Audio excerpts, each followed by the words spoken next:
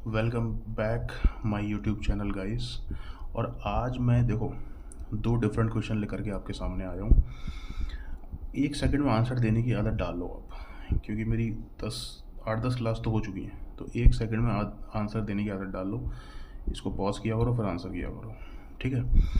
तो देखो अब आपके सामने कुछ डिफरेंट क्वेश्चन दिख रहा होगा। आज ये क्या लिखा हुआ है? नाउन। ये क्या लिखा हुआ है? JKQI समानुपात SIET। क्या मतलब है इसका? सबसे पहले ये समझो कि इसका मतलब क्या है।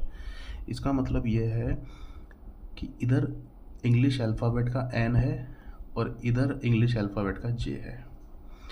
एन और जे आपस में इनको देखेंगे, इन दोनों के बीच में क्या रिलेशन है? कोई रिलेशन दिख रहा है इन दोनों के बीच में?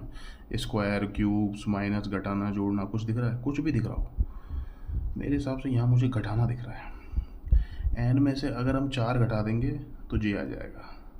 सबसे पहले हमें इंग्लिश के जो अल्फ़ाबेट्स हैं ABCDEFGHIJKLMNOPQRSTUVW इनको याद करना है, और इनके नीचे 1 2 3 4 5 6 7 8 9 10 11 12 13 14 15 16 17 18 19 20 21 22 23 24 25 26 1 से 26 तक जो हमारे अल्फ़ाबेट्स इंग्लिश के वो लिख लेना है। तब हम इन कोडिंग को समझ पाएंगे। कोडिंग क्या कहती है?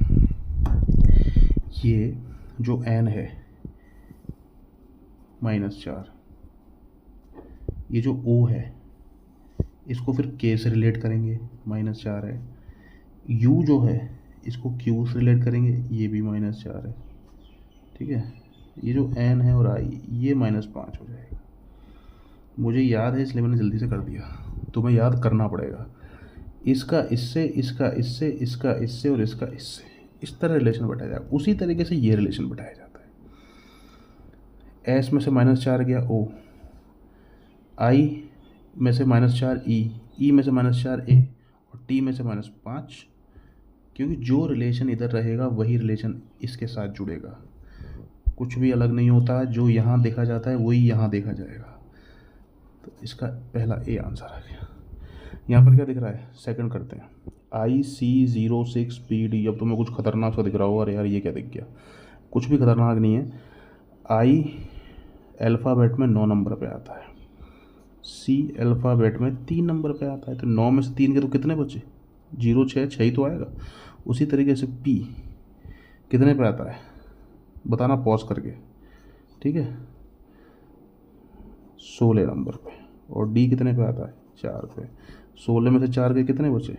12। ये 12 आंसर। इतना इजी है ये, कुछ नहीं है इसमें। समझो समझाओ।